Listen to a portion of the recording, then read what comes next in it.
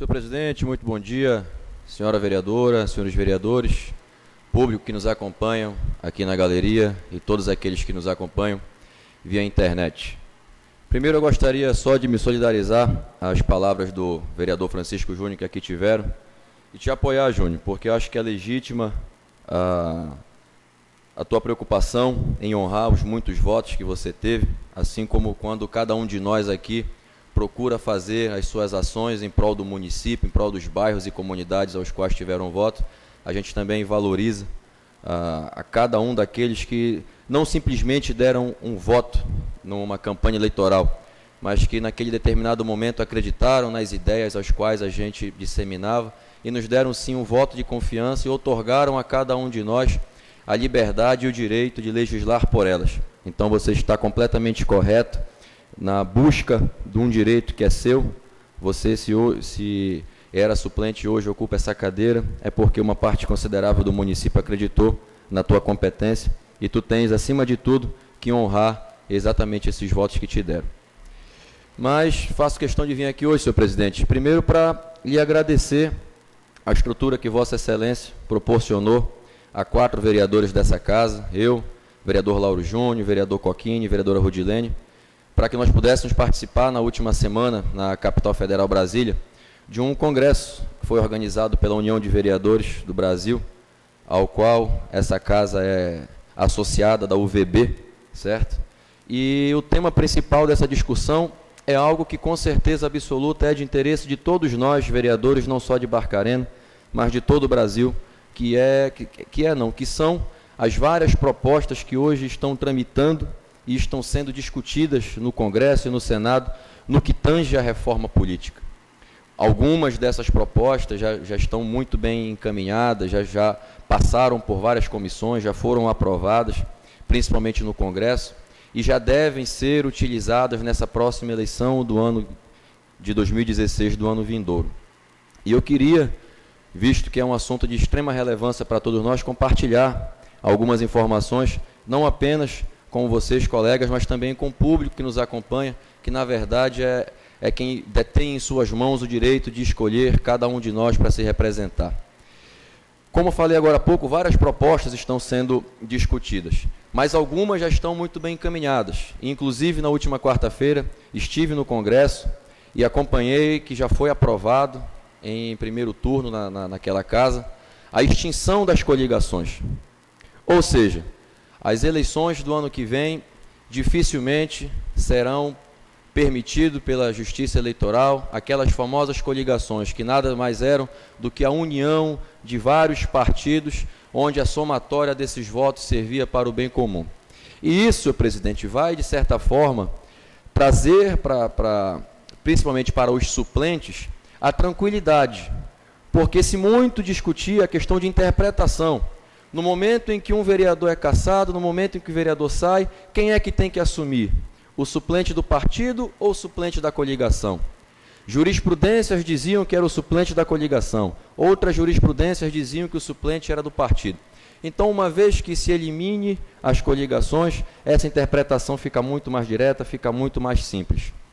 Mas, de certa forma, a extinção das coligações também vem proteger um pouco os pequenos partidos, porque muito se via que os grandes partidos, aqueles partidos que tinham, teoricamente, candidatos mais fortes ou candidatos de mandato, muitas vezes pegavam partidos pequenos para poder apenas fazer a somatória dos votos. Então, de certa forma, isso vai fazer com que a eleição fique um pouco mais equilibrada, vai fazer com que exista uma equidade entre tanto candidatos quanto os partidos políticos. Mas outras propostas também ainda estão sendo analisadas, que seria a proposta de se fazer a eleição legislativa de forma majoritária, não mais de forma proporcional. O que é que acontece? Hoje em dia, as eleições partidárias para o legislativo, ou seja, vereadores e deputados, elas são proporcionais. Se acha um número chamado quociente eleitoral, que eu não vou aqui tentar explicar, até porque é uma aritmética um pouco complicada, mas hoje se tramita também uma proposta de se fazer a eleição legislativa ser majoritária, ou seja, quem tiver mais voto, entra. E aí várias interpretações começam a ser tiradas a partir daí. Observa-se que dessa forma talvez a eleição fosse um pouco mais justa, né? Alguns estudiosos, alguns cientistas políticos dizem que a eleição acabaria se tornando mais justa. Por quê? Porque quem tivesse mais voto seria realmente aquele que o povo teria preferência e esse assumiria. Mas, em contrapartida, isso faria com que houvesse um declínio da participação partidária, porque aí cada indivíduo iria escolher qualquer um pequeno partido, iria ser candidato por esse partido, não iria estruturar esse partido, iria preocupar apenas consigo, e aí os estudiosos também, os cientistas também dizem que os partidos políticos tiveram uma participação muito relevante e importante no processo de redemocratização do país e fazer dessa forma o que eles chamam, né, essa proposta é conhecida como distritão, né? Fazer essa eleição majoritária iria causar uma perda de participação do partido, e os cientistas políticos dizem que os partidos precisam estar fortes para que a democracia também esteja forte. Existe também, senhor presidente, várias propostas, e essa eu quero citar como sendo a última, de se fazer as eleições distritais. O que seria isso? Essa proposta, inclusive, tem sido defendida pelo senador de São Paulo, José Serra, todos conhecem, ex-ministro da Educação desse país, que o TRE ficaria responsável em dividir o município em pequenos distritos, respeitando o contingente populacional e a representatividade de cada um, e haveria apenas um candidato, o partido poderia indicar apenas um candidato em cada distrito, e esse indivíduo iria ser responsável por aquele distrito. Bom, assim como as outras propostas, essa também tem pontos positivos e pontos negativos. Quais seriam os pontos positivos? Os cientistas políticos também dizem que dessa forma a eleição ficaria mais simples, dessa forma a eleição ficaria mais barata, que dessa forma o político ia ter a possibilidade de estar mais perto daquela população, visto que a eleição dele e o trabalho dele no futuro mandato iria se restringir àquele distrito. Quais os pontos negativos? Iria se jogar responsabilidades direcionadas. E para um mandato colegiado como é o nosso, iria fazer com que houvesse um acirramento de ideias muito maior. Cada vereador iria olhar para o seu distrito de forma individualizada e levando em consideração que o município é um todo, essa ideia ainda é muito questionada.